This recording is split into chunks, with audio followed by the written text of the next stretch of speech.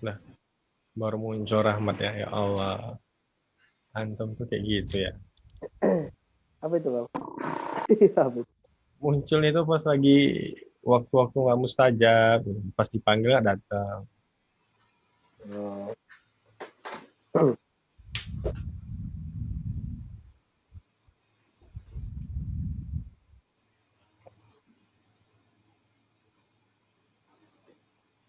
Ini baru kali ini ya kita buat acara pagi ya, online ya. Ya pagi. Biasanya malam. Mantap juga ini, ada 57 orang. Iya. Alhamdulillah. Nggak, di data banyak, tapi belum muncul. Nggak tahu sih kenapa. Suaraku Tiba-tiba jelas terus. kayak.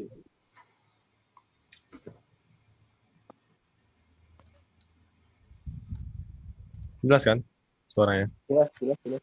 Masya Allah. Oke, assalamualaikum. Waalaikumsalam, Ustaz. Alhamdulillah. Udah di Jakarta ya? Ya, udah. Alhamdulillah sudah sampai ke habitatnya. Udah 2 minggu ya di Medan semalam tuh. Setelah setiap hari makan santan. Apa aja makannya semalam tuh? Di Medan. Sate Padang, mie rebus. Di Medan ya, bukan di Padang. Ya, tapi aku jarang makan sate Padang. Makan kemarin di Medan. Terus es ria apa? Es Oh ria. iya, yang legend banget gitu. Oh iya, itu nggak tahu ya, rame banget begitu ya. Iya, betul. Buset. Ya nggak tahu Terus itu orang Medan. Ibu tuh masak ini sop lobster. Gimana? Nggak tahu, dia beli lobster gitu terus dimasak. Pokoknya semua yang kira-kira bisa menyebabkan serangan jantung lah. Sampai segitunya. Gimana Mas Rahmat? Sehat? Alhamdulillah sehat mas. Kemarin orang tua lancar Mas, udah selesai? Udah, alhamdulillah selesai. Ya, maaf saya baru tahu belakangan ya.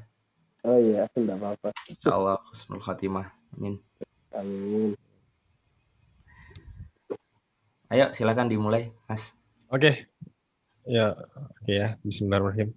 Udah dibuka tadi, tapi udah kita ulang aja ya. Baik. Assalamualaikum warahmatullahi wabarakatuh. Waalaikumsalam warahmatullahi. Alhamdulillah rabbil alamin wassalatu wassalamu asrofil anbiya'i wal mursalin wa ala alihi washabihi ajmain. Amma ba'du. Alhamdulillah, karena sebenarnya tadi udah dibuka, kita kita mulai dengan Ummul Quran aja. Al-Fatihah.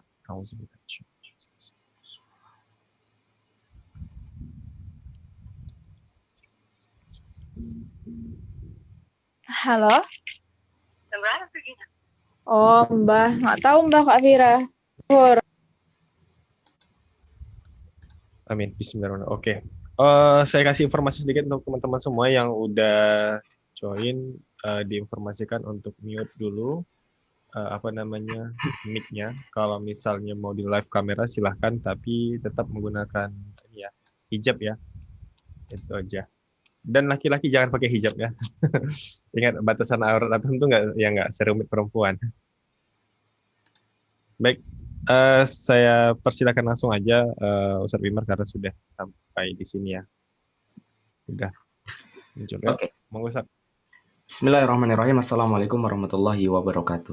Waalaikumsalam warahmatullahi wabarakatuh. Alhamdulillahirabbil alamin wassalatu wassalamu ala asrofil anbiya'i wal mursalin wa ala alihi wa sahbihi wa man da'a bi da'watihi wa iltazama bi tariqatihi wa tarasama khutahu jalala qidatan islamiyatan asasani fikratihi wa ahkama syari'atan miqyasan ya'mali wa masrani kami asyhadu la ilaha illallah wa asyhadu anna muhammadan abduhu wa rasuluhu la nabiyya ba'dah. Alhamdulillah, segala puji syukur kehadirat Allah Subhanahu wa taala. Salam dan salam kita curahkan pada junjungan besar kita Nabi Allah Agung Muhammad sallallahu alaihi wasallam. Kita berharap semoga syafaat beliau tercurah atas keluarganya, sahabatnya, umatnya, termasuk kita hingga akhir zaman nanti. Teman-teman ya rahmati Allah, alhamdulillah ini pertama kali kalau nggak salah, atau sudah pernah saya ngisi di Yuk Ngaji Medan? Pertama kali. Pertama kali ya? Yes. Oh, ya ini pertama kali kita jumpa ya, alhamdulillah. Dan hari ini kita mau sharing sebuah materi pendek sebetulnya judulnya kembali ke titik awal. Yuk kita mulai, teman-teman bisa mute sementara waktu, tapi kalau boleh akan saya apresiasi sekali kalau teman-teman bisa open cam ya. Tapi ya tadi itu tolong jerawatnya dibenerin dulu gitu ya. Atau kalau ada nasi cabe nyelip di gigi ya itu dibener-benerin lah biar enak kita ngobrol. Oke, kita mulai. Kita awali dengan bersama membaca basmalah. Bismillahirrahmanirrahim. Saya mau ngecek audio dulu teman-teman. Kira-kira teman-teman bisa dengerin background berikut ini enggak? Kalau iya, tolong jawab di kolom chat ya. Kedengeran nggak nih? Aman. Aman ya.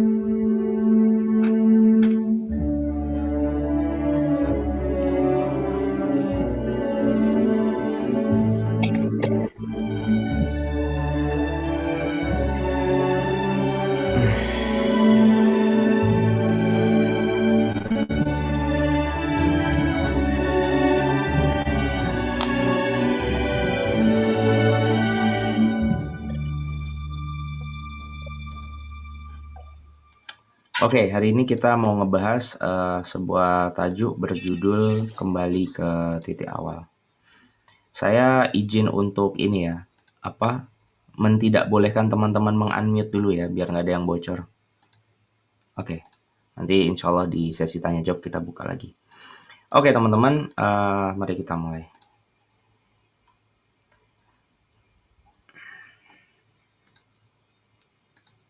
Oke, bismillahirrahmanirrahim. Teman-teman, kembali ke titik awal ini adalah sebuah materi yang saya buat gara-gara saya nonton film, kan saya sufi kan ya, suka film. Jadi ada film judulnya Maze Runner teman-teman. Saya yakin sih beberapa di antara teman-teman atau bahkan banyak pernah nonton film ini.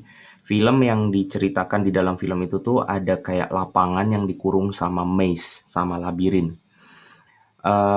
Terus kemudian singkat cerita, orang-orang itu tiba-tiba aja muncul di tengah lapangan itu tanpa tahu kenapa.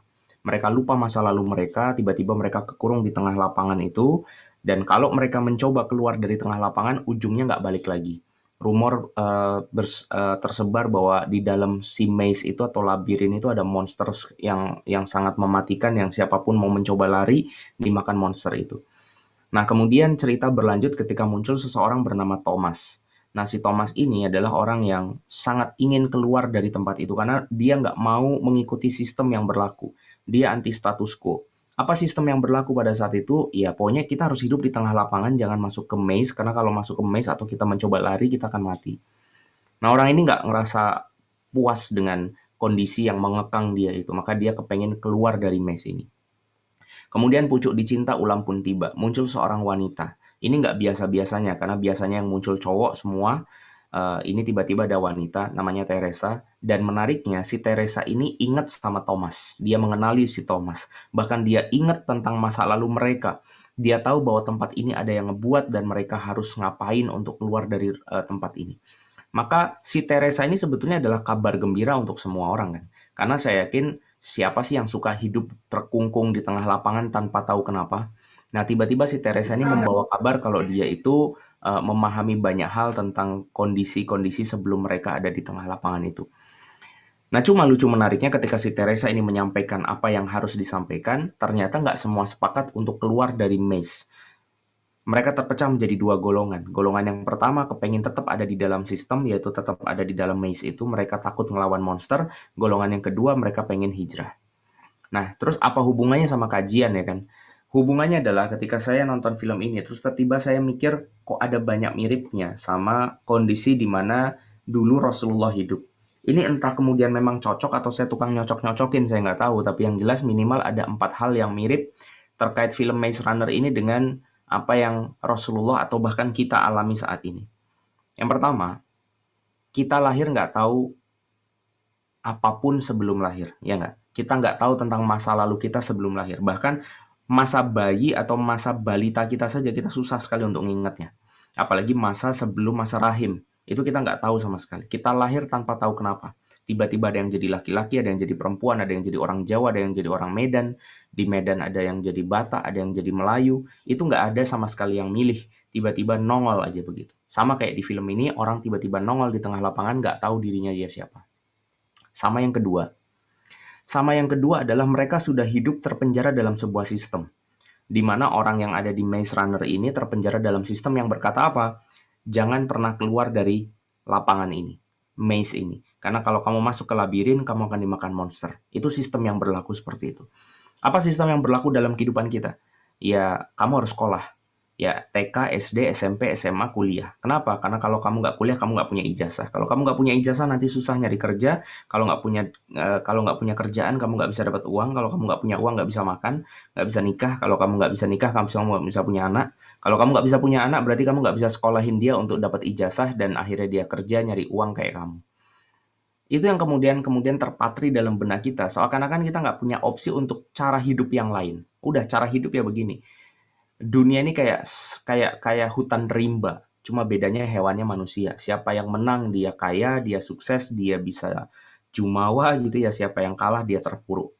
Nah, itu yang kemudian terjadi saat ini. Manusia bersaing dan seakan-akan manusia yang lain harus dipaksa bersaing. Di zaman Rasulullah lebih ngenes sebenarnya, karena saking ngenesnya disebut dengan masa jahiliyah, di mana orang-orang di sana itu terpenjara dalam sistem yang sangat bodoh. Sudahlah kufur bodoh gitu kan ya.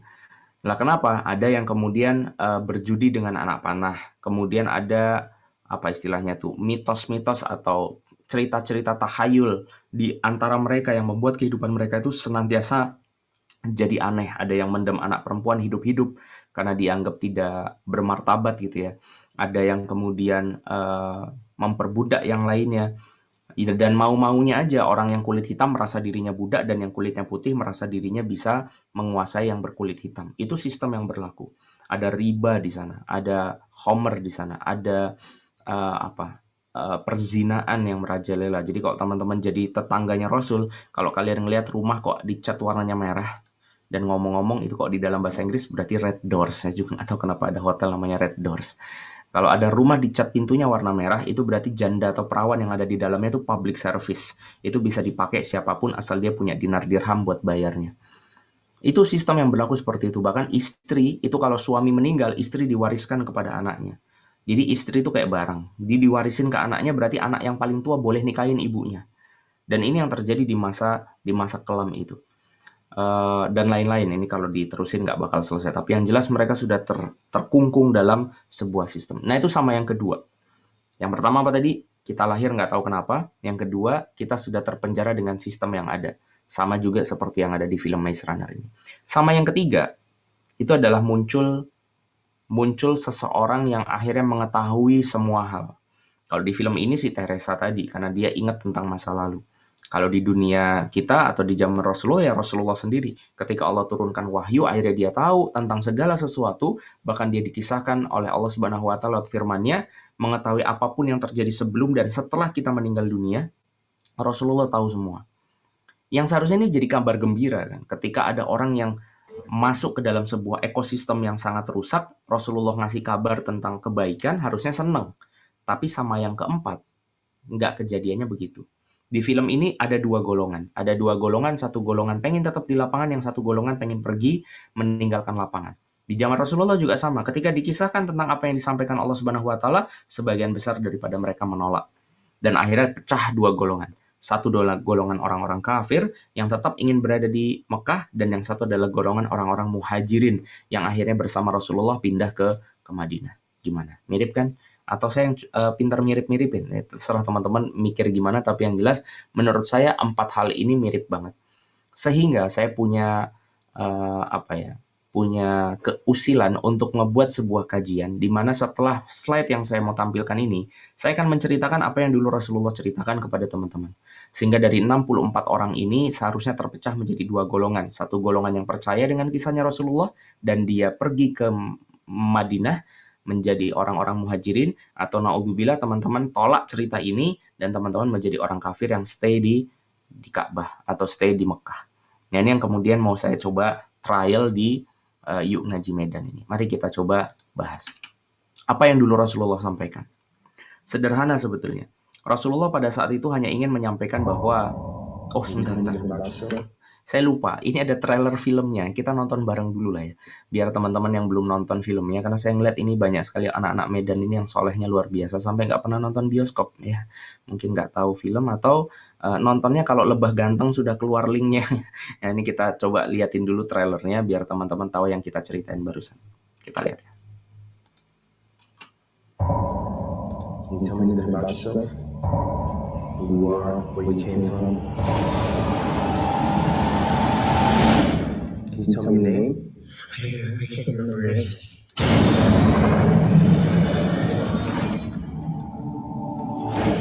Damn, Grady. Rise and shine.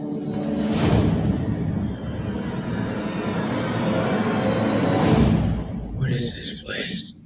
Welcome to the Blade. Who put us here? We don't know. What's through there? You guys can't just keep me here. I can't let you leave. Why won't you tell me what's out there? It's the lanes. Everyone in those doors open.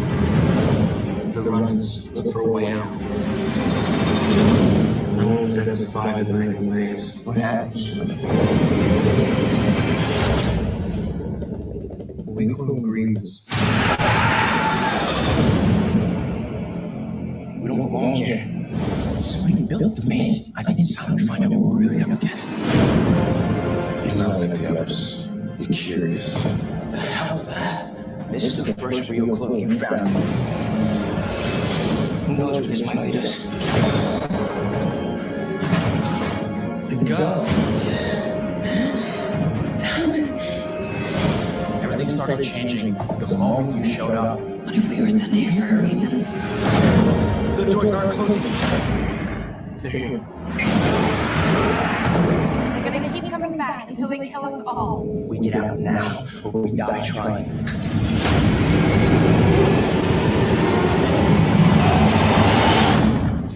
Oke, we get out now or we die trying gitu. Kita mau coba pergi dari sini atau kita mati nyoba gitu ya. Itu kalimat Rasulullah juga. Kita mau hidup mulia atau mati syahid. Kira-kira gitu. Nah, itu tukang nyocok-nyocokin lagi yang berikutnya. Kita lanjutin ya. Nah, jadi dari sinilah kemudian kisah kita dimulai. Nah, apa yang kemudian Rasulullah ceritakan pada saat itu? Sebetulnya sederhana. Rasulullah cuma mau ngasih tahu kalau kita itu adalah makhluk yang punya kholik gitu ya. Jadi makhluk itu isim maf'ul kan. Jadi yang diciptakan. Artinya ada pencipta, ada sang kholik yang menciptakan kita. Di mana yang menciptakan kita itu telah menetapkan takdir bagi yang diciptakan. Artinya kita itu nggak bebas mau berbuat apapun, karena semuanya itu harus diatur sama Allah Subhanahu wa Ta'ala. Berbeda pandang dengan orang-orang liberal yang berkata ya suka-suka gue lah, badan-badan gue, mulut-mulut gue mau ngapain kayak ya kan terserah gitu. Enggak. Masalahnya kita nggak pernah usaha untuk dapat mulut itu. Bahkan teman-teman tidak pernah usaha untuk mendapatkan keluarga itu. Apakah kita milih ibu yang itu dan bapak yang itu? Enggak. Rambut kita ikal atau lurus? Enggak.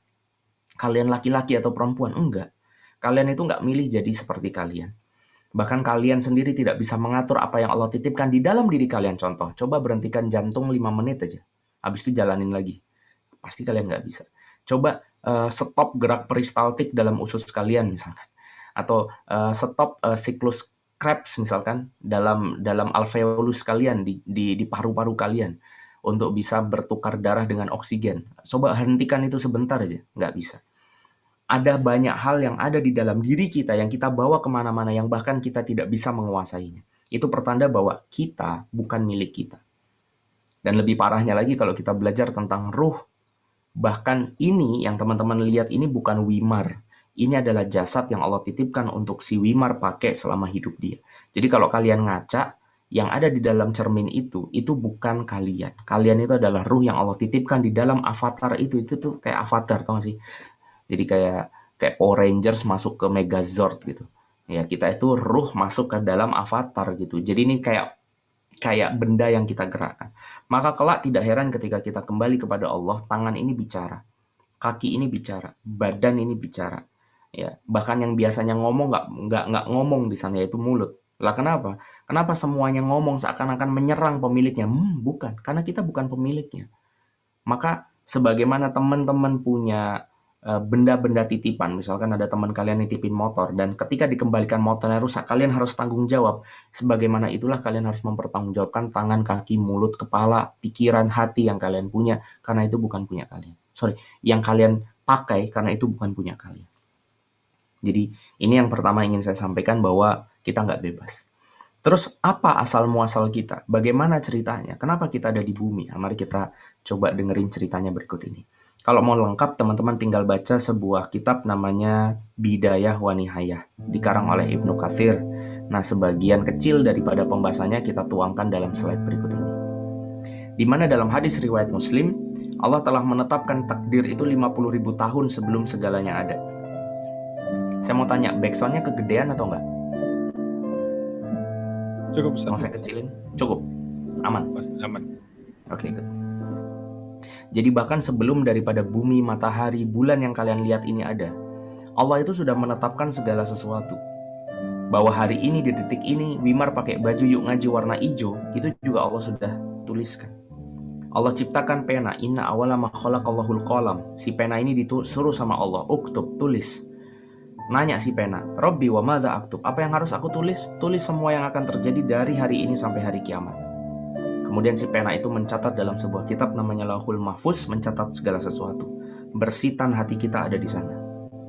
Jangankan yang sekarang, yang besok belum kepikiran sudah ada di sana. Besok kalian mau makan lontong atau mau makan nasi, mungkin kita belum mutusin. Besok pagi mau sarapan apa kita belum tahu. Mau makan nasi kucing mungkin, atau mau nggak makan, atau mau puasa Syawal. Bisa jadi kita belum mutusin karena baru kita putusin nanti malam, tapi catatan besok itu sudah ada di kitab itu. Inilah kemudian yang harus kita pahami tentang Allah, Zat yang Al-Alim, yang maha mengetahui segala sesuatu. Nah, kemudian ceritanya berlanjut. Apa kejadian setelah itu? Di mana Allah menciptakan alam semesta dalam 6 masa. Kemudian dia bersemayam di atas arsy, singgasana Allah yang tidak mungkin kita bayangkan. Allahnya saja, singgasananya saja nggak bisa dibayangkan, apalagi Allahnya. Maka jangan pernah kemudian kita mencoba memakhlukkan khalik, ya, atau sebaliknya mengkhalikkan makhluk, karena itu akan jadi kacau balau. Kita cukup paham Allah punya singgasana namanya arsy dan Allah bersemayam di sana. Titik, selesai. Kemudian malaikat diciptakan dari cahaya, jin dari nyala api, Adam kemudian diciptakan dari sesuatu yang telah dijelaskan kepada kalian semua. Dari Ibnu Abbas, kemudian jin sebelum daripada manusia pernah diperintah ngurusin bumi. Nah, tapi ternyata mereka berbuat kerusakan. Akhirnya diutus iblis, Abu Kurdus atau Azazil, atau di Nasrani di kisah Israiliyat disebut dengan Lucifer. Diperintahkan dia kemudian bersama tentara langit untuk menghancurkan jin-jin yang gagal tadi. Sebagian mati, sebagian lari ke tengah laut. Sederhananya ingin saya sampaikan, sebelum bumi ada manusia. Bumi itu dititipin ke jin, tapi jin gagal. Ceritanya intinya gitu. Lalu kemudian Allah terlihat membuat sesuatu yang lain. Menciptakannya langsung dengan tangannya yang mulia. Ini kemudian membuat perhatian langit itu tertuju kepada Allah. Jadi kayak apa ya? Biasanya kalau nyiptain sesuatu tinggal kun gitu, fayakun gitu. Ini enggak. Allah kemudian ambil lempungnya, Allah bentuk kemudian dengan tangan yang mulia. Membuat takjub penghuni langit seakan bertanya, ini kayak mau ciptain masterpiece nih. Ini ada apa nih? Allah mau bikin apa nih? Ternyata yang terjadi, Adam diciptakan. Dari sanalah kemudian Allah mengusap punggung Nabi Adam, rontok seluruh anak keturunan Adam, dari anak pertama sampai nanti orang terakhir di hari kiamat, di mana salah satu di antara ruh itu adalah antum, adalah kita. Jadi saya ada di dalam cerita ini. Terus apa kejadiannya pada saat itu? Ketika kemudian keturunan anak Adam ini kemudian keluar, Allah berikan mereka tugas. Ini aku punya tugas nih, A, B, C, D, E, banyak sekali tugasnya. Mau nggak kamu jalanin tugas ini? Kalau mau, itu hadiahnya. Coba lihat di belakang, itu ada yang namanya surga. Kalau kalian berhasil, surga itu milik kalian dan kalian bisa tinggal di sana selama-lamanya. Dengan mata berbinar-binar kita natap surga itu sambil mendengarkan kalimat Allah, alastu bi rabbikum. Gimana? Deal or no deal? Ini sambil diskusi ini terjadi gitu ya. Diskusi antara Allah dengan seluruh anak keturunan Adam ini terjadi. Di pojokan itu iblis. Itu gosip sama malaikat. Yang mulai jelas iblis. Iblis bilang gini, ternyata yang mau diciptakan yang baru ini diciptakan untuk gantiin keturunan yang kemarin kita hancurin, keturunan jin itu. Apa ia berhasil? Kok Allah bikin yang sama lagi sih? Kenapa nggak kamu aja wahai malaikat yang kemudian diminta untuk ngurusin bumi? Kenapa harus ini nih, makhluk baru ini? Itu hasutan iblis kepada malaikat. Kita kembali ke panggung utama, ke panggung di mana ada Allah dan seluruh anak keturunan Adam di sana. Ketika ditanya alastu bi rabbikum, kita jawab apa? Bala syahidna. Siap ya Allah, kami jalankan. Di sanalah kemudian seluruh penghuni langit geleng-geleng kepala. Kenapa? Karena amanahnya itu sangat berat. Bahkan dikatakan kalau amanah ini harus ditimpakan kepada gunung, maka gunung akan pecah berkeping-keping. Tapi manusia mau terima. Kenapa? Karena mereka ingin surga itu. Nah, itu ceritanya begitu. Lanjut. Oke, ingat ketika Tuhanmu berfirman kepada para malaikat, Inni ja'ilun fil ardi khalifah, kata Allah. Perhatikan. Kalau kalian pengen tahu ini kenapa aku ciptakan ini, Inni ja'ilun fil ardi khalifah. Aku ciptakan ini untuk menjadi khalifah. Khalifah itu maknanya bisa beragam. Dari makna dasar dari kata khalafa itu artinya mengganti. Artinya manusia memang diciptakan untuk menggantiin jin. Tapi khalifah itu juga bermakna penjaga, pengatur, perawat. Menjadi pemimpinnya bumi. Kemudian malaikat yang tadi dihasut sama iblis datang mengkonfirmasikan komentar iblis kepada Allah Subhanahu wa taala. Ini bukan dalam bentuk hasad atau dia kayak iri sama manusia, bukan, tapi malaikat ingin mengkonfirmasi, ya Allah, kenapa mau bikin yang kayak kemarin lagi? Nanti apa nggak rusak lagi kehidupan di bumi? Kenapa nggak kami saja yang selalu bertasbih dan memuji dan mensucikan Engkau? Maka Allah berkata apa? Inni a'lamu ma la ta'lamun. Kamu nggak tahu, aku tahu. Udah nggak usah banyak nanya. Kalau nggak percaya, ketika itu Allah bahkan sandingkan malaikat dengan Adam, terus Allah bikin kuis. Nanti coba dicek di kitabnya ya. Jadi Allah tanyakan sesuatu kepada malaikat, malaikat nggak bisa jawab. Allah tanyakan sesuatu kepada Adam, Adam bisa jawab. Allah tanyain lagi ke malaikat, malaikat nggak bisa jawab. Tanyain ke Adam, Adam bisa jawab. Terus Allah bilang gimana? Sudah tahu bahwa ada banyak hal yang nggak kamu tahu. Nah itu kira-kira pembahasan bebasnya terkait kejadian pada saat itu. Maka malaikat mundur dengan ikhlas, dia memahami daripada ketetapan yang Allah tetapkan. Ulama menjelaskan juga bahwa yang dimaksud atas malaikat tidak mengetahui itu adalah bahwa kelak Allah akan turunkan agama Islam. Allah akan turunkan nabi-nabi utusan Allah yang jumlahnya ratusan bahkan puluhan ribu itu. Kalau nabi puluhan bahkan ratusan ribu, kalau rasul itu ada ratusan. Yang tercatat ada 25. Nah, jadi nabi dan rasul ini Allah sengaja turunkan nanti untuk menjaga kehidupan manusia agar tidak melenceng dengan aturan-aturan Allah. Nah, itu adalah penjelasan ulama terkait ayat barusan. Kita baca yang bawah dulu. Dan ingat ketika Allah berfirman kepada para malaikat, gitu. Jadi kayak Allah tuh ngumpulin semua penghuni langit, kumpul-kumpul, mau memamerkan masterpiece-nya dia tadi. Kemudian dia katakan, sujud kamu kepada Adam, maka semuanya sujud. Ini sujud bukan menghamba ya, tapi sujud itu maksudnya adalah menghormati, sujud penghormatan. Illa iblis, kecuali iblis nggak mau. Abba wastakbar, dia ogah dan dia takabur. Akhirnya masuk mereka ke dalam golongan orang-orang yang tertutup hidayah, orang-orang kafir. Allah nanya, kok nggak mau sujud sih? Kan aku yang nyuruh kamu. Coba perhatikan ini. Saya kasih garis merah biar teman-teman. Apakah yang menghalangimu untuk bersujud? Coba lihat kata keduanya, di waktu aku menyuruhmu. Jadi highlightnya Allah itu apa? Aku loh yang nyuruh kamu. Aku yang nyuruh kamu. Kenapa kamu gak mau sujud? Terus iblis ngeles. Makanya tolong teman-teman kalau disuruh orang tua, disuruh temen, disuruh guru, disuruh siapa kayak gitu ya. Jangan ngeles. Karena itu sifatnya iblis. Iblis bikin cerita. Loh, ana khairum minhu. Aku tuh lebih baik daripada dia. Khalaqtani min nar wa khalaqtahu min tin. Engkau ciptakan aku dari api, engkau ciptakan dia dari tanah. Masa api harus sujud kepada tanah? Pernah gak kalian dengar bahwa Allah pernah menjelaskan kepada kita bahwa api lebih baik daripada tanah? Gak ada. Dan sebaliknya juga, Allah juga gak pernah cerita kalau tanah lebih baik daripada api, jadi juga jangan bangga juga. Artinya ya, itu gak ada cerita, itu semua narasi yang iblis buat. Hanya untuk ngeles terhadap sebuah highlight yang Allah katakan, aku loh yang nyuruh kamu pada saat itu.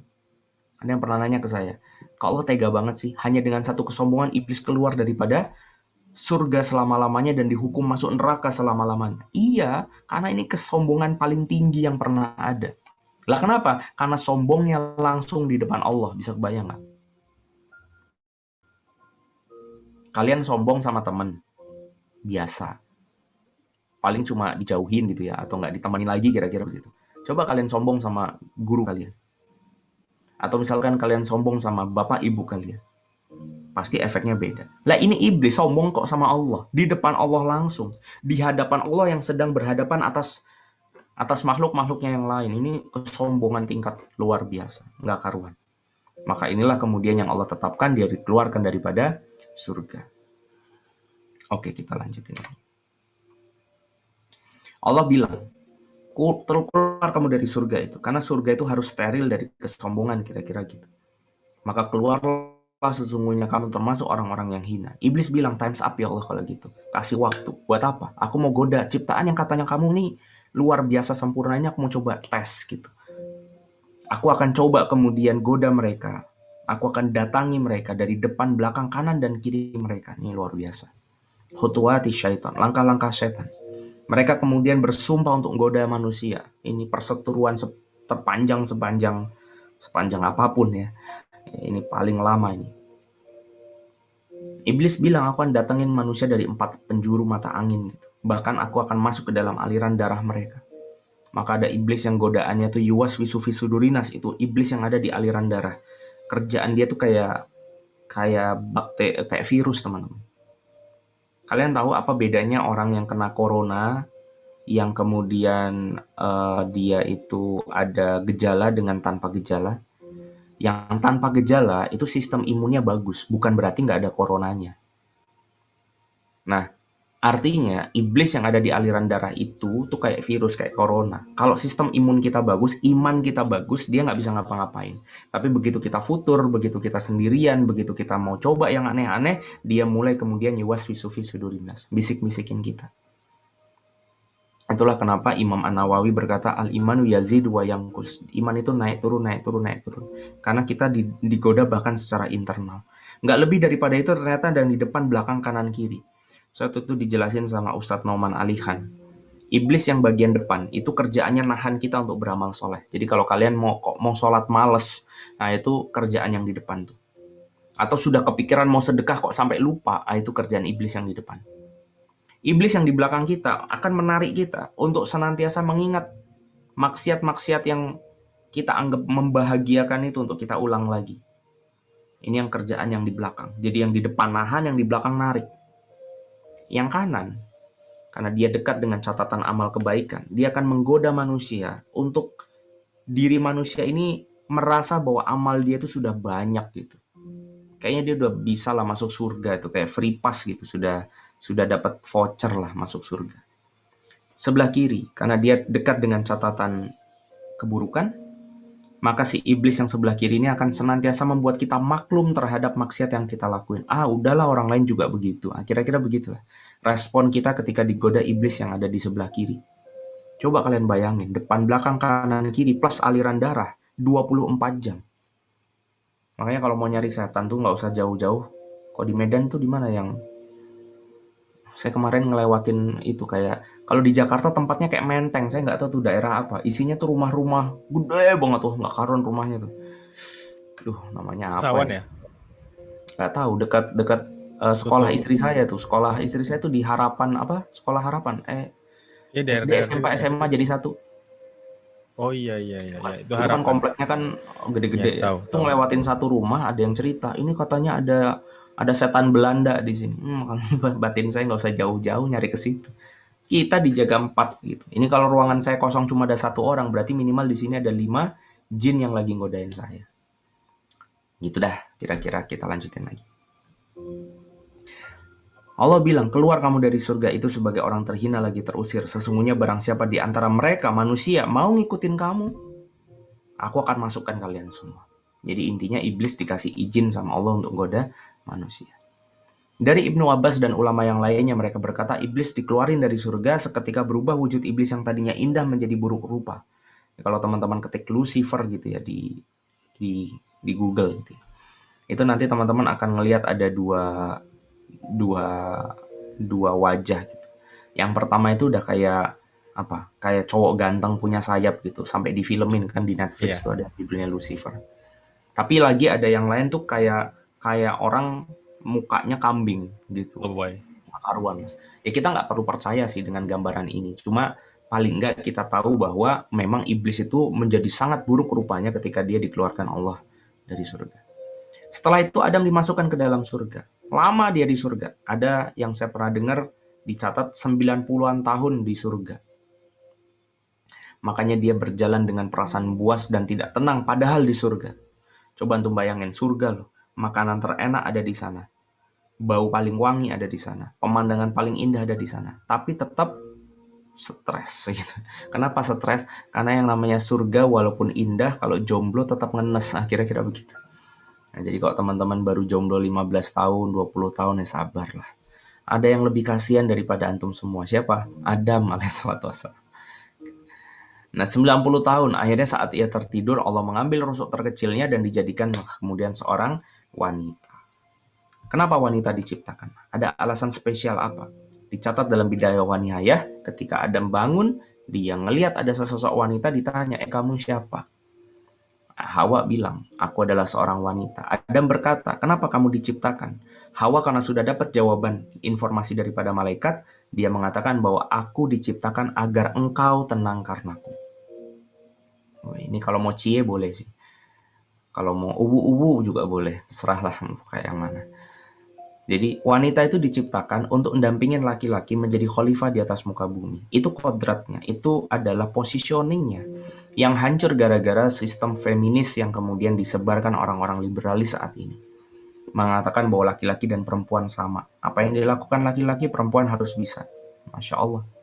Sampai saya pernah tahu ada demonstrasi wanita-wanita bertelanjang dada di Amerika. Untuk menuntut hak kebebasan membuka topless ya, membuka topless atau topless membuat makanan topless ya. Untuk kemudian membuka bagian tengah ke atas dia sebagaimana laki-laki juga boleh melakukan itu sampai segila itu ya. Jadi dari sini teman-teman bisa tahu bahwa laki-laki sama perempuan tuh memang beda, jadi jangan disama-samain.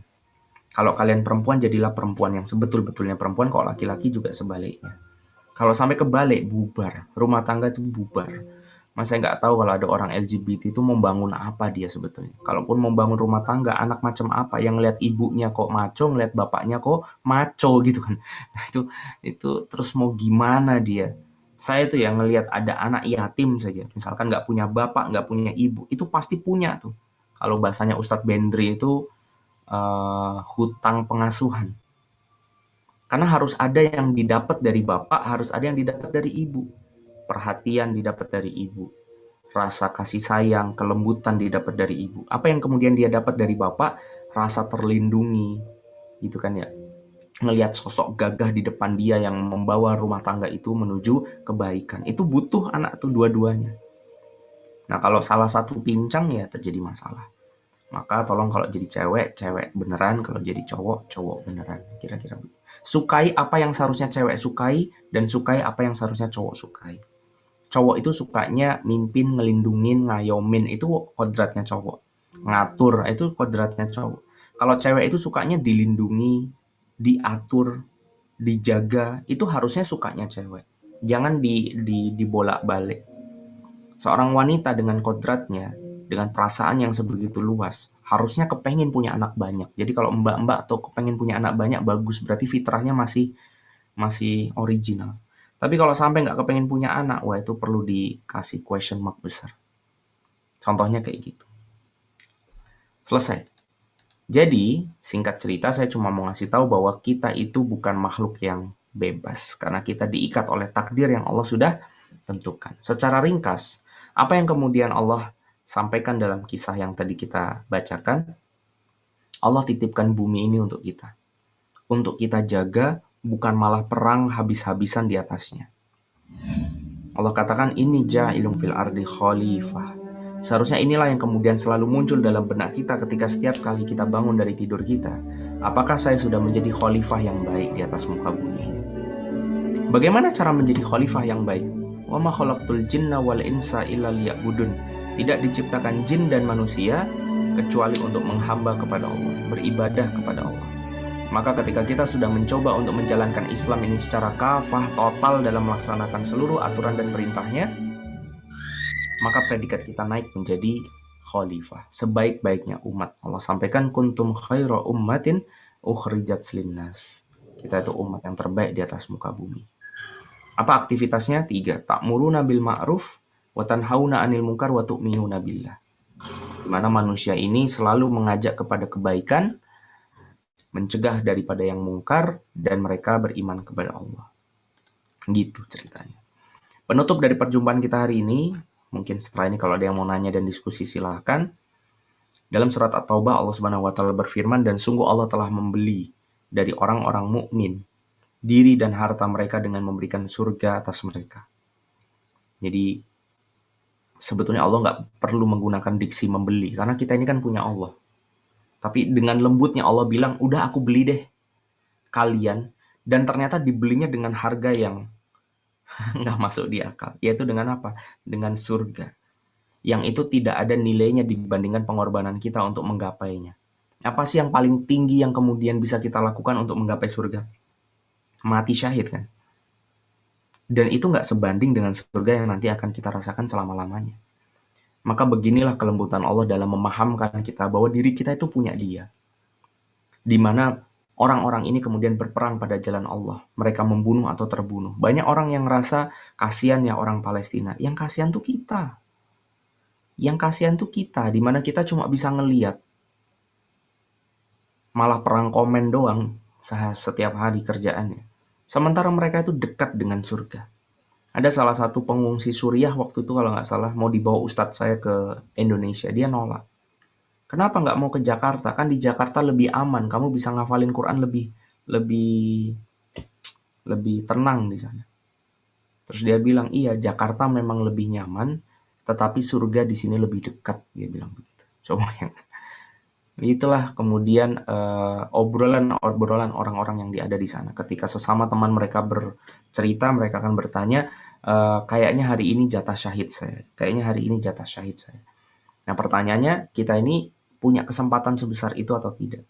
Maka dari sinilah kemudian kita perlu mendefinisi ulang kehidupan kita agar kita bisa sesuai dengan maksud daripada penciptaan kita. Itu yang bisa saya sampaikan teman-teman. Dan kalau mau dilanjut kapan waktu nanti bisa di scheduling, kita bisa ngobrol, judulnya menuju ke titik akhir, ini sequelnya dari cerita tadi. Kalau tadi cerita tentang apapun yang terjadi sebelum kita lahir, di menuju ke titik akhir kita akan cerita apapun yang akan kita hadapi setelah kita meninggal dunia. Selesai, itu yang bisa saya sampaikan. Terima kasih banyak, dan sebelum kita tutup, saya mau muterin satu video yang belum saya puterin di manapun. Oh ya, ini kalian premier loh. Luar biasa. Saya baru ngupload ini nanti siang di YouTube. Tolong nanti kalau direkam jangan diupload ya. Ini mau saya upload di YouTube saya. Siap. Ini adalah trailer, bukan trailer sih. Ini preview. Bentar ya, batuk dulu. Video quick time.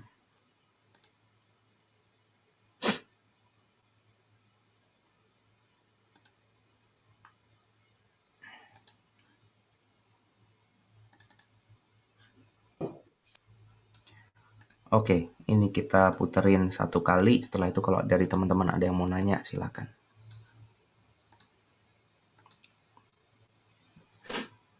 Menit. Kita lihat video preview daripada ngeslow. Ini bakal kita running di awal bulan Juni. Kalau teman-teman mau ikut ke Yuk Ngaji Medan, silakan ngubungin tadi Mas Riza atau Mas Rahmat ya. Kita lihat previewnya berikut ini.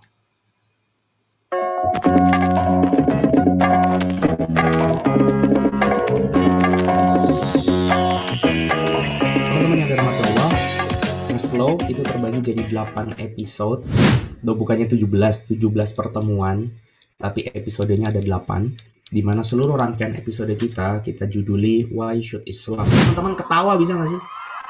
Coba ketawa coba, WKWK gitu. Nah, coba ketawa. Oke. Tolonglah ketawa dalam bentuk teks, dalam bentuk segala rupa ya. Kalau ada yang mau dikomen ya ketik aja biar rame, biar seru.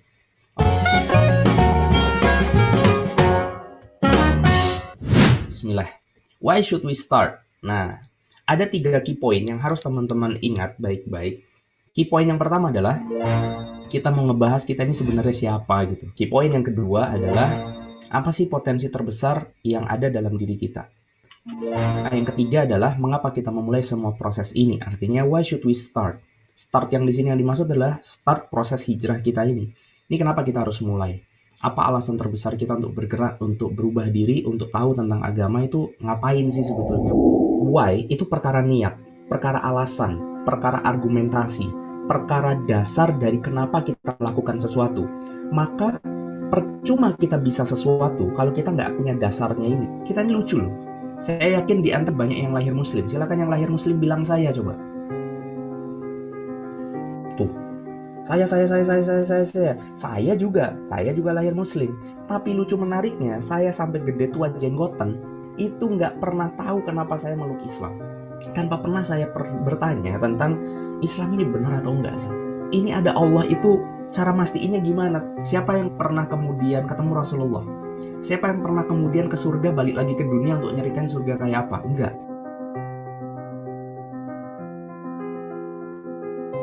Itulah yang kemudian saya rasakan terkait Islam yang saya punya bahkan semenjak saya lahir.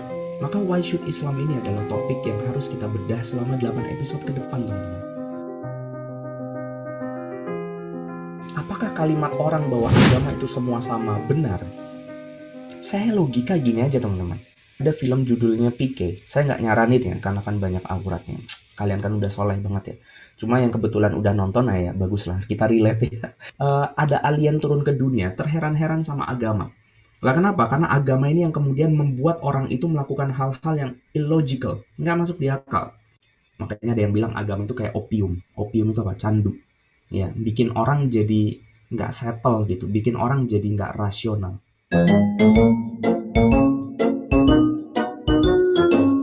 Itu pertanyaan paling berat dalam hidup kita.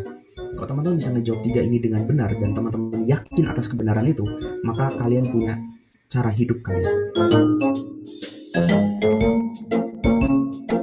Kalau ada yang di sini pernah main Nintendo itu 8 bit, Sega itu 16 bit, muncul PS1 32 bit, kemudian PS2 64 bit. Saya udah nggak tahu kalau sampai sekarang yang PS5. Tapi bandingkan dengan otak manusia yang 100 miliar bit. Manusia ketika kemudian istrinya bilang sama dia, suami misalkan dibilang sama istrinya, ya lapar ya. Kemudian suaminya bilang, maunya apa bun? Gitu. Terus si bundanya bilang, terserah ayah aja. Terserah itu artinya begini. Kamu kan suamiku. Kamu kan sudah nikah sama aku lama. Kita tuh udah hidup berumah tangga sekian tahun. Masa kamu nggak tahu sih kalau jam segini, hari ini, di momen seperti ini, dengan nada seperti ini, aku pengennya apa?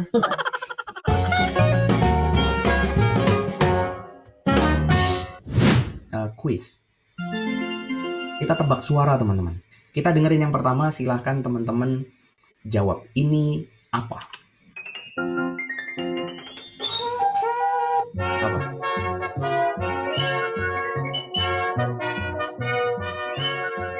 Makanya teman-teman juga harus cross check, apa sih yang disampaikan di Mimar ini bener nggak sih? Teman-teman harus berani nanya, nggak ada masalah.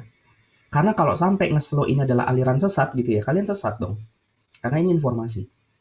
Makanya teman-teman harus berani untuk cross check.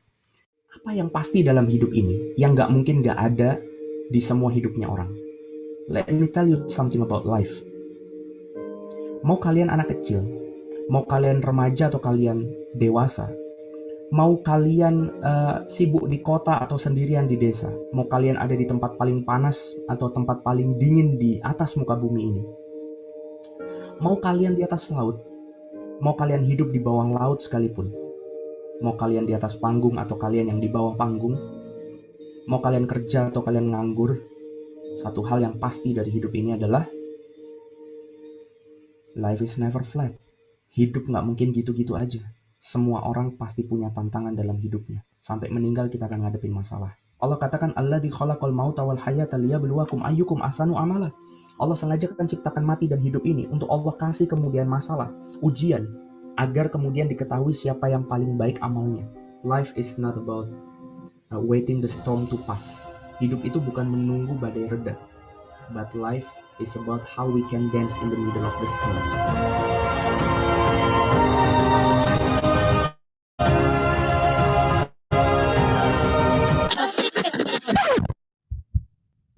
Why should we start? Jawabannya adalah what if. Gimana kalau ternyata Islam benar?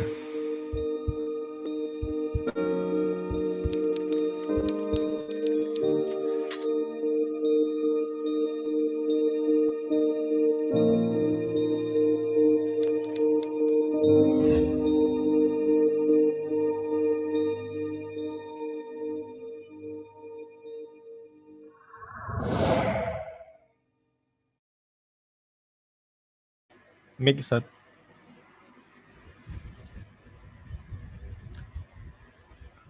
Coba mic-nya.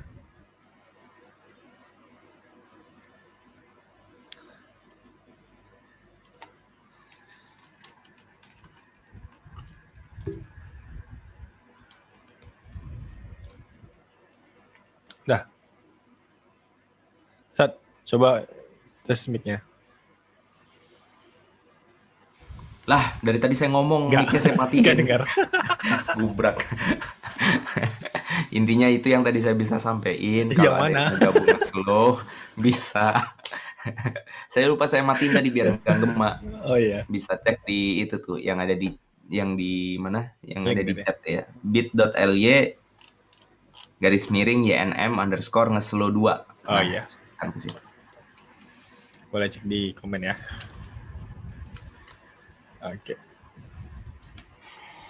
Oke. Alhamdulillah. Bentar.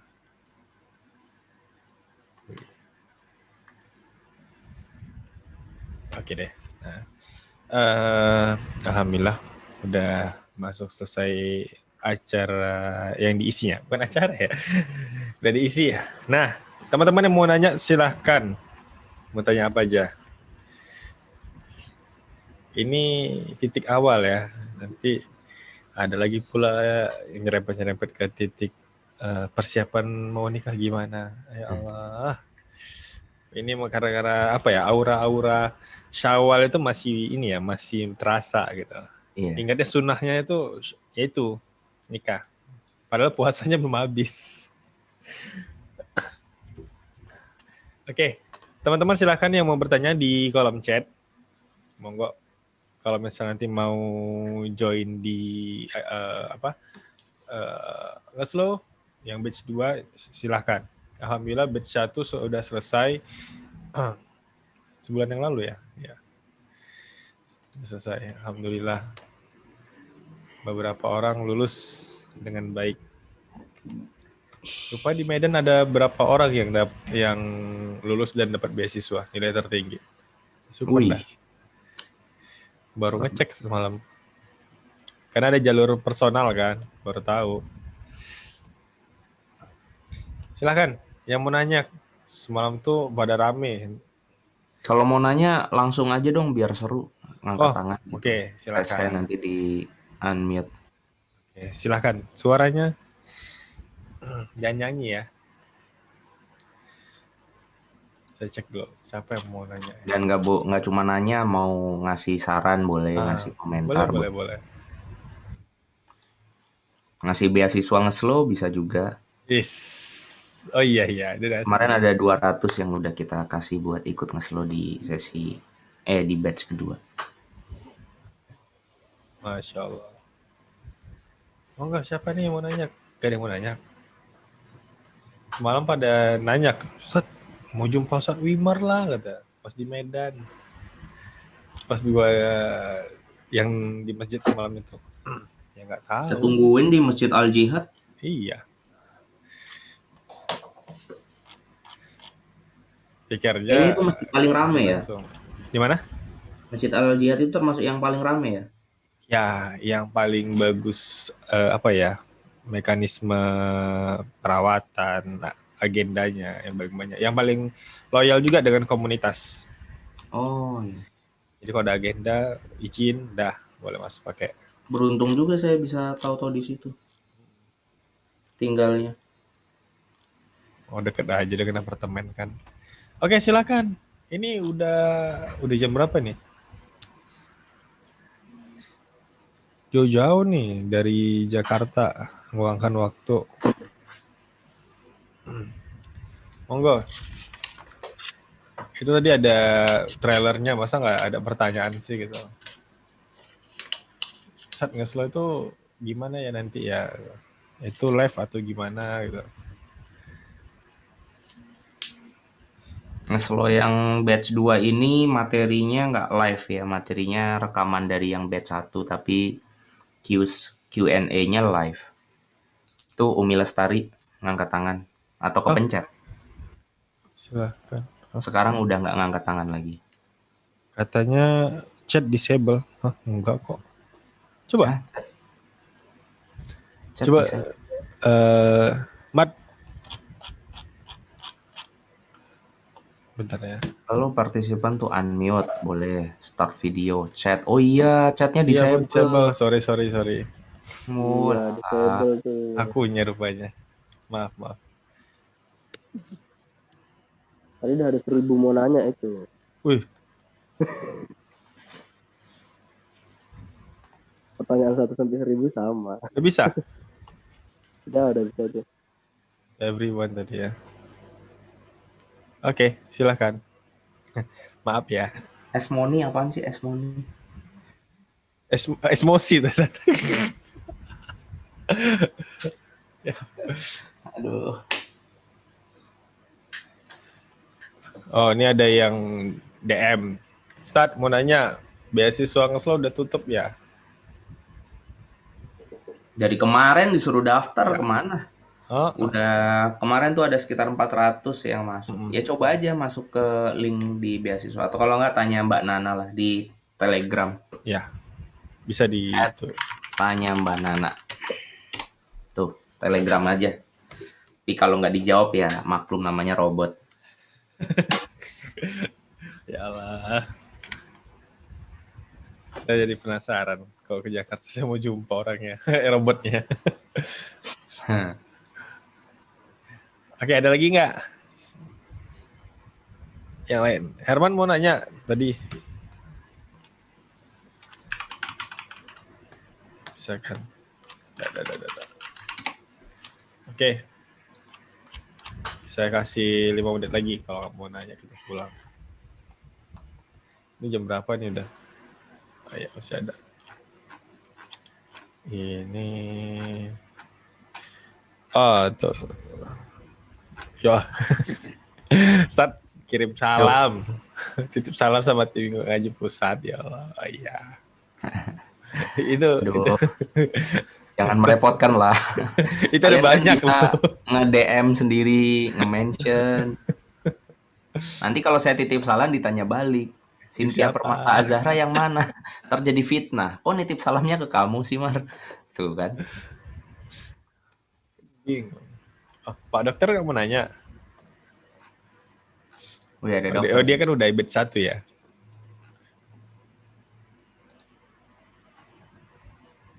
Res, mana ada Pak dokter di sini, boleh? Ada si Reska yang semalam tuh jumpa kita di masjid. Kan ada tuh. Siapa lagi ya? Ini memang nampaknya hampir 80% perempuan apa ya? Ya udah, nanya chat aja kalau nggak mau langsung. Oh ya Allah ya Rahman ya Rahim. Sekali ngechat banyak. Astaga. Itu Ustaz. Monggo silakan. Ini dari Dian SDM. Ustadz, tadi di cuplikan ada bahas tentang cross-check, bagaimana salah satu cara kita cross-check ilmu yang baik dan benar tentang Islam. Yang pertama harus punya ilmu juga, ilmu untuk cross-check. Harus punya parameter-parameternya. Buat teman-teman yang sudah mau masuk nge-slow sesi hijrah, nah selamat, nanti di situ dibahas.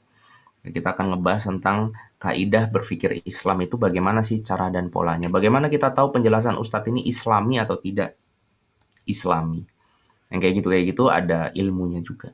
Berarti harus ngaji untuk bisa menjawab pertanyaan ini.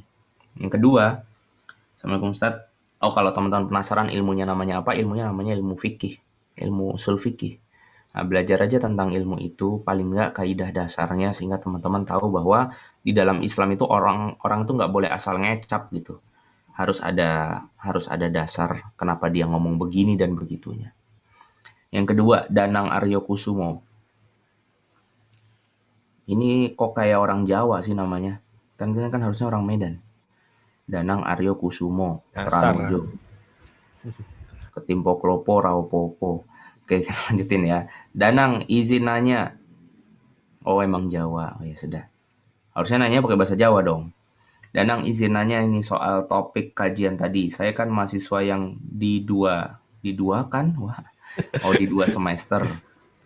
Kemarin belajar filsafat tuh yang mana dosennya jawab persoalan awal dunia itu make kayak logika penalaran di mana filsafat itu hakikatnya mencari kebenaran. Ini kalimatnya saja sudah susunannya kacau ya.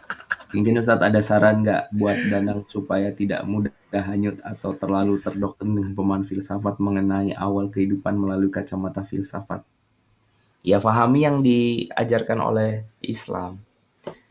Mau nggak unmute, Nang? Unmute aja kalau nggak mau buka kamera. Minimal ceritain itu dosen cerita apa gitu biar kita tahu. Bisa nggak? Halo tes Ustadz ya. Ya, gimana Danang? Dosen saya ini orangnya itu dia dibilang ateis nggak juga sih, tapi dia ngaku kalau dia itu seorang naturalis. Dia itu percaya kalau segala sesuatu itu ada kekuatannya di alam gitu, Ustadz. Ya, terus. Dia Jadi, nyeritainnya gitu. gimana nih? Awal mula kehidupan itu gimana kalau kata dia? Iya, mulai dari kayak teori Big Bang, abis itu ya evolusi Darwin itu dibenarkan. Ya pokoknya dia pakai kayak bukti-bukti konkret sama kayak ya foto-foto emang dokumentasi. Kalau misalkan dia tuh kayak memang megang keyakinan kalau kita bertanya pada alam itu, alam akan memberikan jawaban gitu soal misteri-misteri dunia gitu, katanya gitu, Ustaz. Terus kalau iya, jadi itu sebenarnya cuma kurang jauh mikirnya aja sih. Kayak misalnya saya nanya nih, kenapa lampu nyala gitu? Ini lampu, saya kan ada lampu. Boleh nggak saya jawab dengan cara pandang orang naturalis? Misalkan saya bilang, lampu ini nyala karena ada listrik yang mengalir lewat kabel yang akhirnya menghantarkan itu ke si bulbnya itu untuk memancarkan cahaya. Di sana ada konversi daripada listrik ke cahaya. Penjelasannya gimana? Wah, ini rumusnya nih. Wah, ini adalah teorinya. Dari teori ini kita tahu bahwa kemungkinan lampu nyala ini karena listrik itu 100%. Karena nggak ada cara lain untuk nyalain lampu listrik ini. Boleh dong saya bilang kalau listrik ini lampu ini nyala karena listrik, iya. Cuma kan yang jadi persoalan kan yang nyeplek tombolnya siapa gitu. Nyeplek tuh apa sih? Yang mencet tombolnya itu siapa gitu. Yang mencet tombolnya tuh siapa gitu. Nah, itu kan yang sebetulnya harus ditanya sama orang naturalis. Iya, alam bisa ngasih jawaban, benar. Tapi pertanyaannya, apakah itu adalah kemampuan alam yang alam buat sendiri atau ada yang membuat alam itu memiliki kemampuan itu? Kan gitu ceritanya. Oh, dunia ini berasal dari Big Bang. Ya benar. Cuma pertanyaannya, siapa yang menciptakan ledakan itu? Nah, itu tidak bisa dijawab lewat konsep naturalis. Harus pakai agama. Coba tanya itu Mas ke dosennya. Dicecer terus aja gitu. Soalnya ya gitu Ustadz, teman-teman udah ada yang kayak terlalu udah, karena memang disajikan dia datanya konkret, ada memang bobotnya itu, jadi mereka tuh entah apa, ada juga beberapa yang percaya gitu Ustadz. Tapi ya Iya. baik lagi kalau misalkan kan memang acuannya itu kan kita jadikan agama itu di atas segalanya kalau memang buat nyari tahu kebenaran soal ilmu pengetahuan gitu Ustadz. Ya. Makanya jangan salahkan pemahaman dia yang sudah tervalidasi secara saintifik gitu. Yang benar menurut sains ya nggak apa-apa kita sebut benar. Tapi kita mau bertanya dari mana kebenaran itu muncul gitu. Prosesnya itu yang memulai siapa. Nah itu kan problematika yang tidak bisa dijawab sains. Gitu. Adanya alam semesta ini iya, ada nanti lewat Big Bang lah, ada teori ini, ada teori bumi ini, nanti ada yang namanya continental drift lah, ada yang ngomong ini, ada yang ngomong iya. Terus yang ngebuat itu tuh siapa gitu. Nah, pertanyaan itu harus dijawab pakai agama. Kira-kira gitu. Jadi kita jangan terjerumus untuk debat. Enggak, salah Pak dosen. Wah, bubar itu. Dia punya data, kita enggak. Dia punya kekuatan ya. Nah, tapi kita bertanya, penjelasan ini betul, tapi ini yang mulai siapa kan gitu. Itulah kira-kira bahan buat. Silakan Mas Reska Alendra. Sama-sama Mas. Ya, Mau Assalamualaikum unmute? Ustaz. Ya, Waalaikumsalam. Ya, sebelumnya maaf ya, saya cuma unmute aja nggak on kamera. Iya, nggak apa-apa. Jadi Nggak saya kelihatan sebenarnya kok itu mau, foto KTP-nya. jadi sebenarnya saya ini mau agak sedikit cerita sekaligus nanya. Jadi saya tuh sebenarnya lagi dalam suatu kondisi di mana saya tuh kerja sama orang-orang yang kayak gampangin suatu sistem yang udahlah apa-apa sedikit bayar gitu. Jadi kayak supaya mudah mereka tuh bayar duit kayak ngepalsuin ini, terus kalau apa-apa main disogok gitulah istilahnya. Nah di situ saya ngerasa itu bukan saya banget gitu, yang apa-apa harus kalau mau dapatin sesuatu ya harus kerja keras gitu. Apalagi mereka yang saya tahu bayar-bayar itu Karena saya adalah nggak punya duit. Ternyata nggak ya punya duit. itu satu. Yang kedua memang karena memang saya tahu itu kan hukumnya kolusi dan gratifikasi yang tidak dibenarkan gitu dalam agama juga kan gitu. Dan saya juga tahu mereka melakukan itu tuh ya karena di satu sisi saya tahu track record mereka tuh yang pengen gampangin segala sesuatu. Istilahnya kan mereka tuh males kerja capek tapi pengen dapat enak gitu. Sedangkan kalau misalnya saya nggak ngikut, jadi dalam satu situasi saya tuh kalau nggak ngikutin cara main mereka bisa membahayain orang-orang di bawah saya atau di belakang saya gitu. Karena kok kayak itu loh Mas, mereka aja kayak gitu bayar, masa kamunya enggak gitu, dan takutnya jadi dicap sebagai perspektif yang terlalu idealis lah atau yang terlalu pelit lah gitu. Nah jadi saya sendiri tuh bingung kalau mau pakai idealisme saya takutnya nggak selamat dan orang-orang di belakang saya juga jadinya kena gitu. Tapi kalau misalnya mau ngikutin cara main mereka yang kotor itu, ya saya juga nggak nyaman karena tahu itu adalah suatu hal yang salah gitu Ustadz. Menurut Ustadz gimana kira-kira? Ya, ini memang sebuah hal yang harus difahami bahwa tadi ada ekosistem dan dunia yang memang sulit sekali untuk kita bertahan dengan keislaman kita di sana. Terus caranya gimana? Ya keluar dari situ. Perlahan kemudian kita mencari pusaran yang baru di mana orang-orang di pusaran itu memahami tentang Islam. Yang tadinya saya pikir nggak ada, tapi ternyata setelah saya terjun ke dunia dakwah, misalkan saya tahu ada sebetulnya dan banyak. Contohnya begini deh, di luar itu banyak orang jujur jadi masalah, ya nggak? Kalau kita kerja misalkan let's say jadi pegawai negeri gitu, itu bisa jadi di satu hal kalau jujur jadi masalah gitu kan. Tapi kalau di pusaran Islam jujur itu wajib, harus, nggak jujur jadi masalah. Nah itu kan namanya ekosistem kan, contohnya kan kayak gitu. Nah kita punya hak loh, kita punya opsi loh untuk milih pusaran mana yang kita mau nyemplung di sana gitu. Nah tentu ini peralihannya nggak sebentar. Saya sendiri boleh dikatakan butuh sekitar 2-3 tahun untuk beralih dari pusaran itu ke pusaran yang intinya tuh orang Islam. Dulu saya ya inspirasinya pertama saya harus akuin dari Ustadz Felix Siau. Beliau itu saya ngeliat kok enak banget gitu ya. Depan, belakang, atas, kanan, kiri, bawah. Itu urusannya tuh pahala, tapi cuan. Itu kan enak banget ya. Ya itu yang saya ngeliat dari Ustadz Felix Siau. Kayak dia nulis buku. Dia belajar jadi pinter. Nulis buku tambah pinter. Buku dijual dapat untung.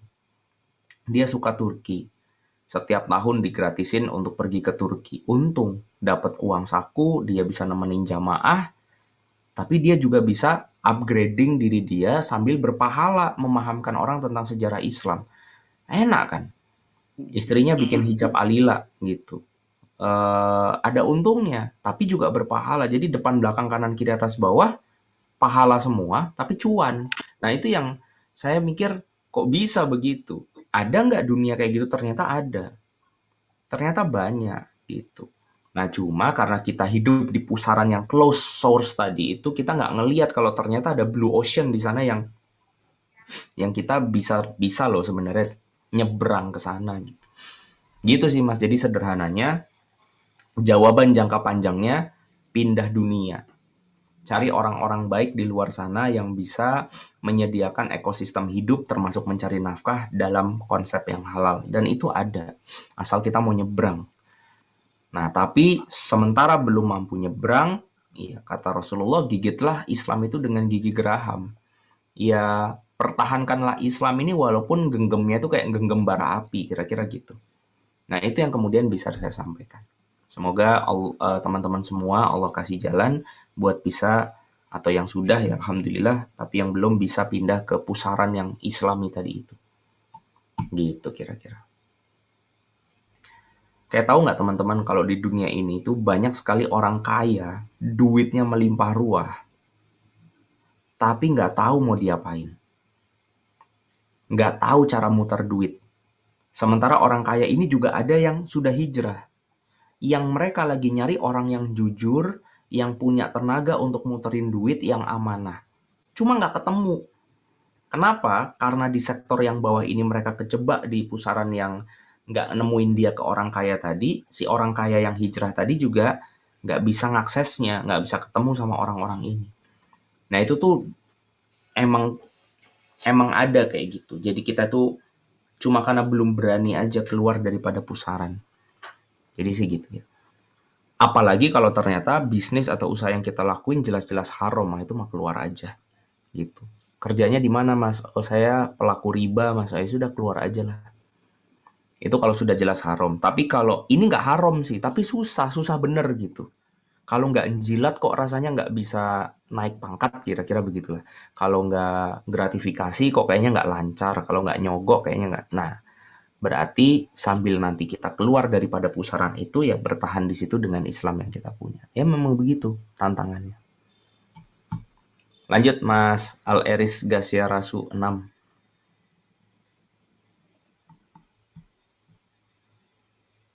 Ya bagus sekali Mas pertanyaannya, Masya Allah. Jadi hukumnya haram ya. Oke. Di unmute dulu Mas. Di apa namanya? Belum ada ya? Si itu resen Mas Eris jadi nanya. Iya. Al-Eris. Nanya? Enggak. Saya lewat chat boleh ya, Zat? Oh, lewat chat. Oh iya. Oke. Siap. Jadi kirim. Udah dikirim. Ini udah ada nanyanya nih. Dan sebelum MUI keluarkan fatwa, saya sudah sampai. Wah, udah Mana? bersama tadi kayaknya. Begini Ustadz, saya merasa takdir yang saya lalui ini selalu menghalangi saya untuk menjadi khalifah. Wah, luar biasa. Waduh. Menghalangi saya menjadi pribadi yang kafah. Salah satu contohnya orang tua yang masih berpendidikan duniawi.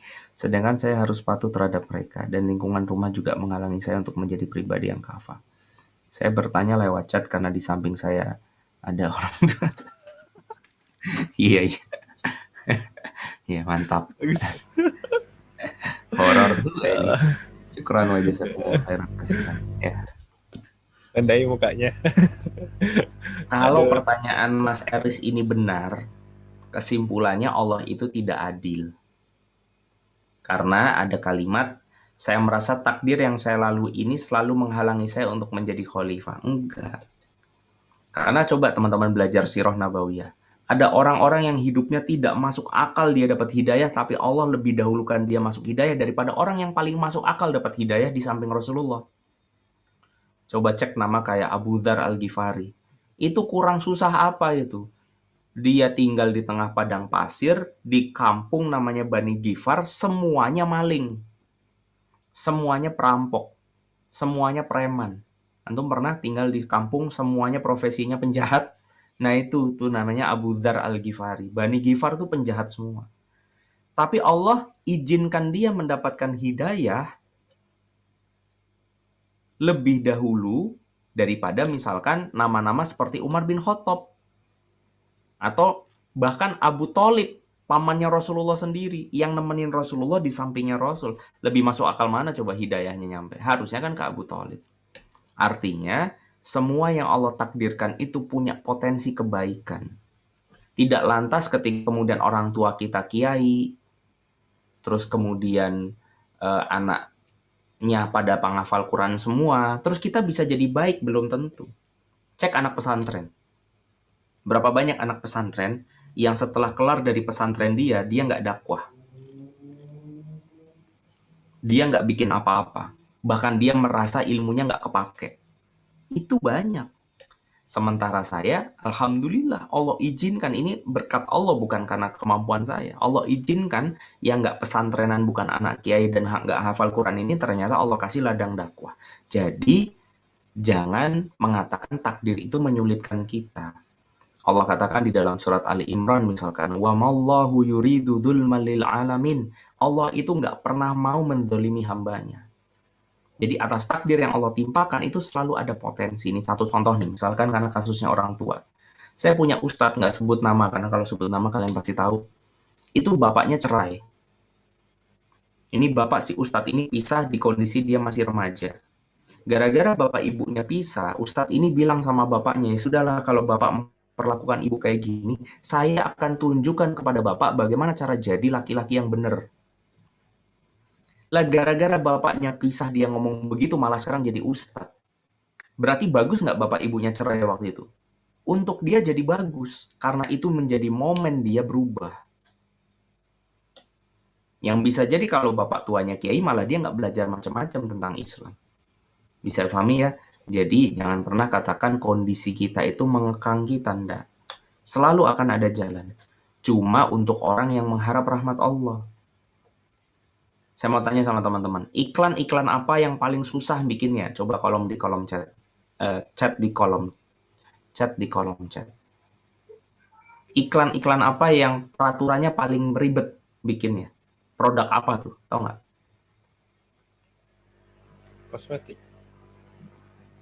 Kosmetik?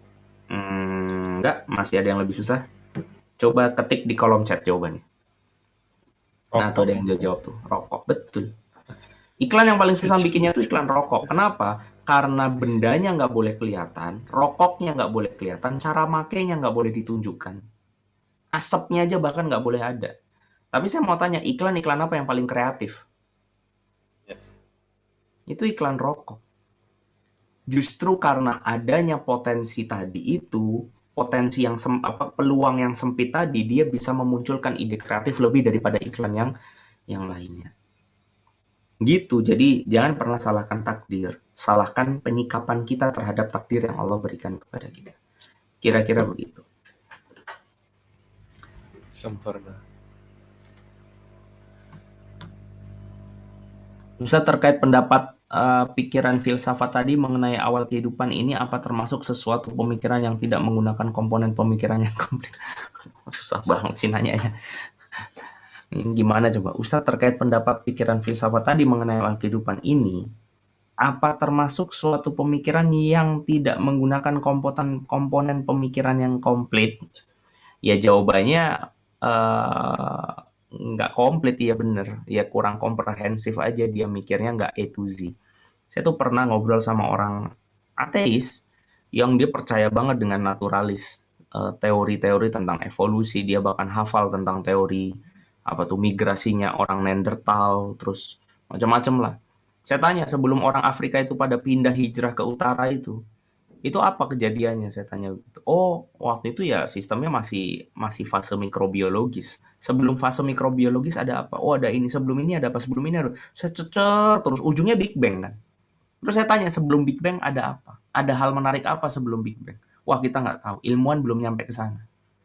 Oh, ada loh sesuatu yang seharusnya sudah bisa disimpulkan walaupun kita belum tahu apapun sebelum Big Bang itu. Apa kesimpulannya? Terus saya bilang, ini Mas, coba lihat, itu ada tetesan air, misalkan ada gelas gitu ya, tumpah gitu. Saya mau tanya, tetesan air ini karena apa? Oh, karena ada gelas yang ada isi esnya tumpah. Oh, pertanyaannya, apakah gelas itu tumpah dengan sendirinya atau ada yang menumpahkan?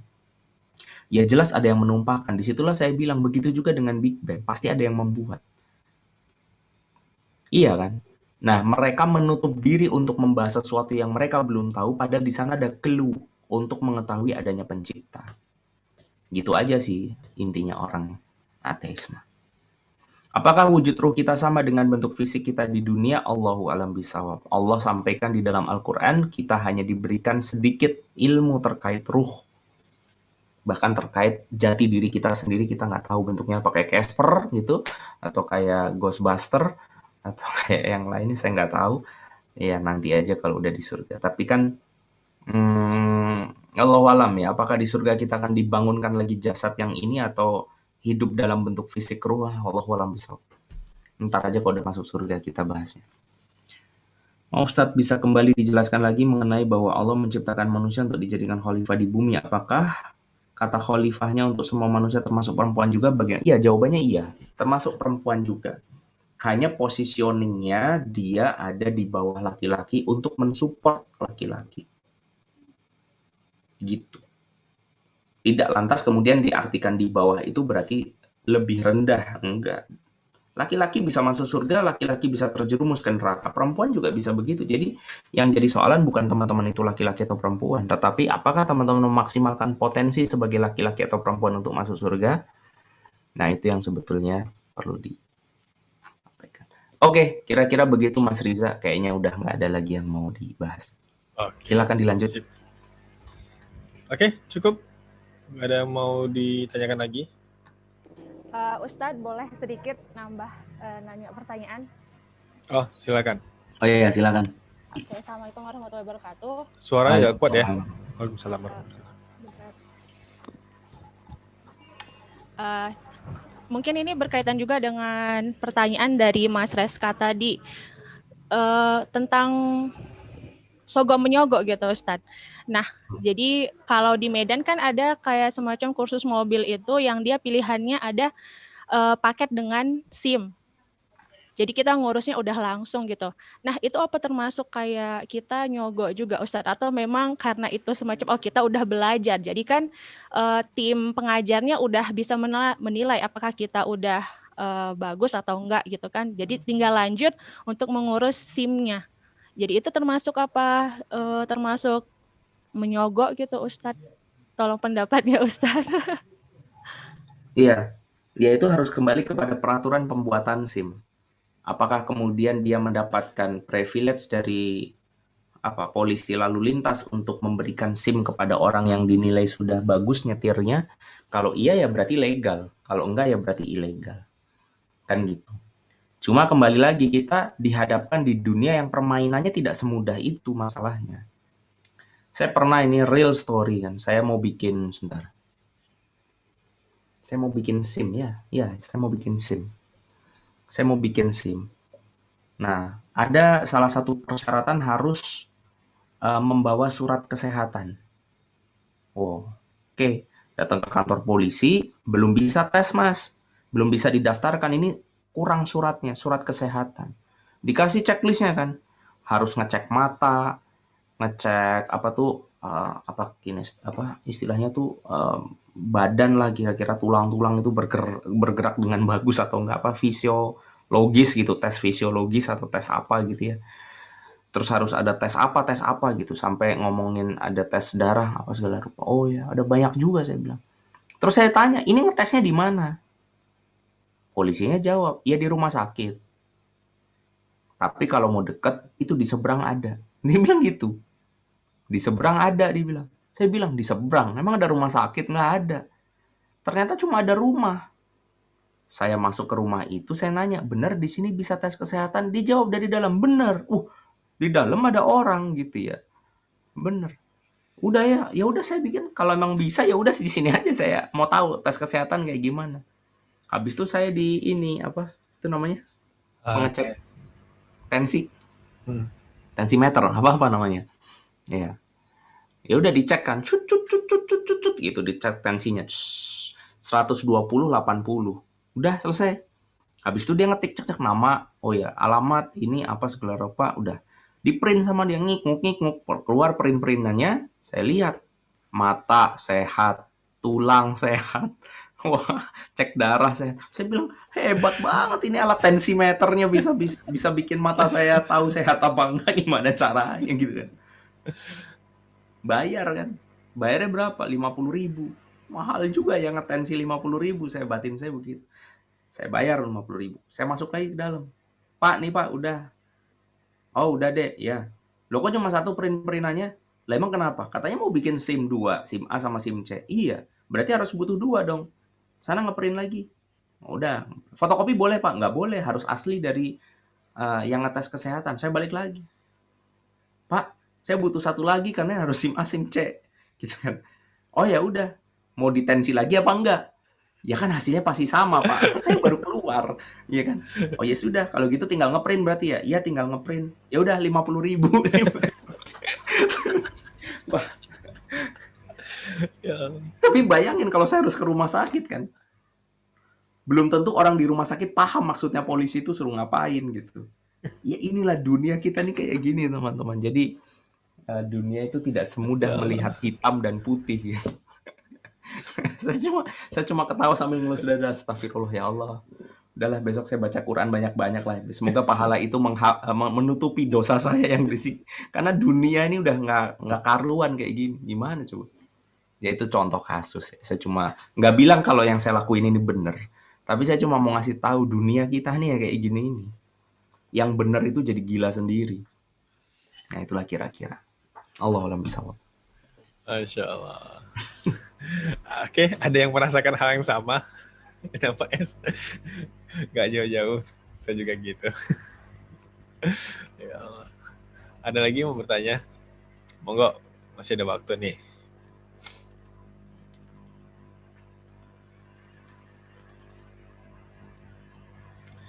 Langsung chat aja ya.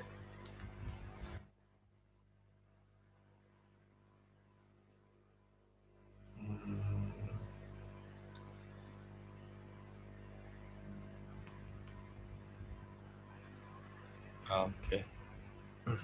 Cukup? Nggak mau tanya lagi? Atau saya nanya? Atau Ustaz Wimar yang nanya? Jangan sempat beliau yang nanya. Kita yang pusing nanti. Oke. Aman Mas kayaknya. Gitu aja. Ya, itu aja ya. Makasih banyak sebelumnya teman-teman Medan ya kesempatannya. Semoga kapan waktu bisa ketemu lagi. Saya kembaliin ke Mas Riza. Saya akhiri. Wabillahi taufiq wal hidayah. Assalamualaikum warahmatullahi wabarakatuh. Waalaikumsalam warahmatullahi wabarakatuh. Terima kasih Ustaz Wimar udah ngisi kajian kita pagi ini di bareng-bareng ya. Jarang-jarang nih. Nanti mungkin kedepannya tim pusat semua ngisi. Enggak lah. Kita per bulan berapa kali. Oke. Syukur untuk teman-teman yang udah join di pagi hari ini, dan itu udah dikasih link sama Bang Rahmat Khairi yang teman-teman bila mau join di agenda ngeslow kalau nggak salah di tanggal 6 ya, bulan 6. Tanggal 6 bulan 6 2021. Insyaallah akan lebih banyak lagi referensi kita dan juga mengetahui apa sebenarnya tujuan hidup kita. Karena itu kalau itu bab akidah. Nah, dan banyak teman-teman yang muslim saat ini pun masih belum tahu apa sebenarnya fungsional dia itu hidup di dunia ini. Dan insya Allah dengan join di agenda Ngeslow batch 2 ini teman-teman bisa paham. Nanti bisa daftar di link yang udah dikasih Bang Rahmat Khairi ya. Atau nanti bisa chat di Telegram Yuk Haji Medan. Syukran semuanya, kita akhiri dengan alhamdulillah. Alhamdulillah. Dan baca kafaratul majelis. Subhanakallah wa bihamdika asyhadu an la ilaha illa anta astaghfiruka wa atubu ilaik. Terima kasih Ustaz Umar kembali. Kepada teman-teman saya mohon maaf, kepada Allah saya mohon ampun. Wabillahi taufiq wal hidayah. Assalamualaikum warahmatullahi wabarakatuh. Waalaikumsalam Bye semua. warahmatullahi wabarakatuh. Assalamualaikum.